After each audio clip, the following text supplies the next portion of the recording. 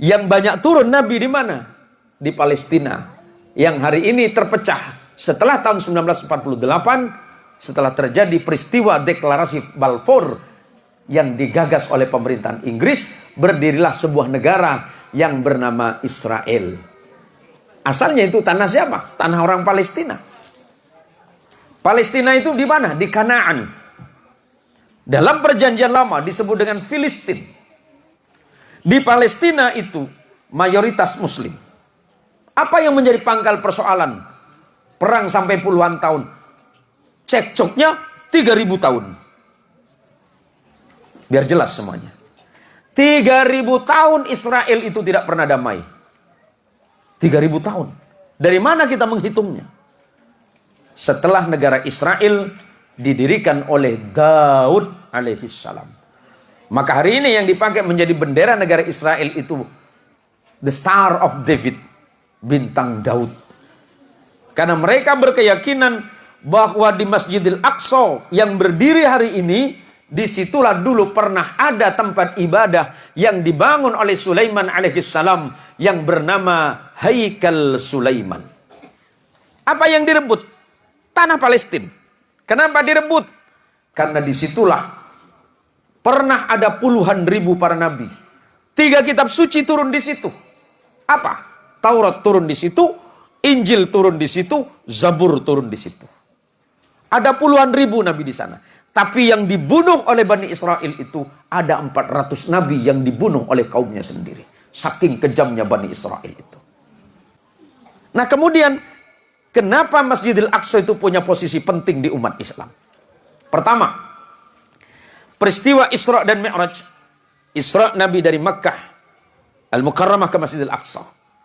Dari Masjidil Aqsa itu Nabi naik atau Mi'raj. Berarti Masjidil Aqsa punya posisi penting di hati umat Islam. Disitulah Nabi kita Muhammad Mi'raj. Ke langit pertama ke-7 hingga ke Sidrah dan Mustawa. Yang kedua, setelah turun perintah salat, Nabi Muhammad SAW salatnya menghadap ke Masjidil Aqsa 16 bulan lamanya sebelum diperintahkan menghadap ke Baitullah. Berarti umat Islam tidak bisa dipisahkan dari ini. Ketiga, tidak boleh kata Nabi kalian menyengaja atau meniatkan datang ke masjid dimanapun kecuali 3 masjid. Pertama, Masjidil Haram. Kedua, masjidku kata Nabi. Dan ketiga, Masjid Al-Aqsa.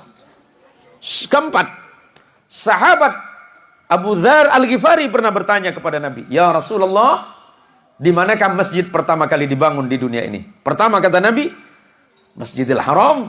Setelah itu Masjidil Aqsa di Filistin dengan jarak 40 tahun lamanya. Ini yang tidak bisa kita hindari. Konflik yang terjadi hari ini sebenarnya bukan konflik baru. Di tanah Israel itu sudah 3000 tahun terjadi pergolakan luar biasa. Dan di antara umat Islam, kenapa kemudian hari ini menjadi konflik agama antara Islam dan Yahudi? Karena di Palestina yang tanahnya tinggal 5% yang dirampas oleh Yahudi. Tanahnya tinggal 5%, Pak. Mayoritas Arab Islam. Kenapa saya menyebut Arab Islam? Karena ada Arab Kristen, Pak. Yahudi ada dari bangsa Arab, Yahudi masih banyak. Bahkan hari ini di tanah Arab itu banyak orang Arab yang tidak punya agama. Yang disebut dengan kaum Dahriyin. Orang-orang ateis banyak di sana. Palestina itu mayoritas Muslim. Tetapi di dalamnya juga banyak beragama Yahudi. Dan Kristennya juga banyak. Di Gaza, yang sering kita sebut dengan Gaza, di situ tempat lahirnya imam besar kita, madhab kita, Imam Syafi'i. Beliau lahir di situ. Di Israel, sebuah negara yang 9 juta penduduknya itu mayoritas Yahudi, tetapi ada Islam, Kristen juga ada. Jadi ini konflik yang aneh.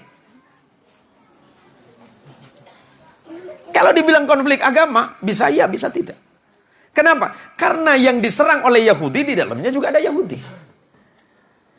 Yang diserang oleh Hamas, di situ ada daerah namanya Ashkelon.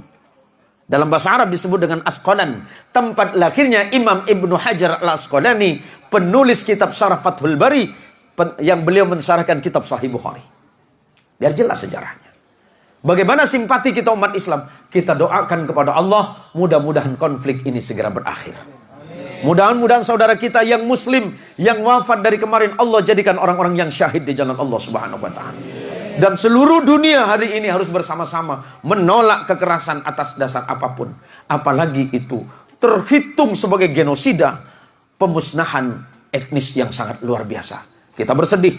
Kalau saudara mau, doakanlah kepada Allah. Dan mari kita doakan kepada Allah, mudah-mudahan konflik Palestina dan Israel segera berakhir. Umat Islam di sana juga diselamatkan, dan manusia-manusia yang ada di dalamnya diberikan hidayah oleh Allah Subhanahu wa ta'ala agar segera perang ini berakhir.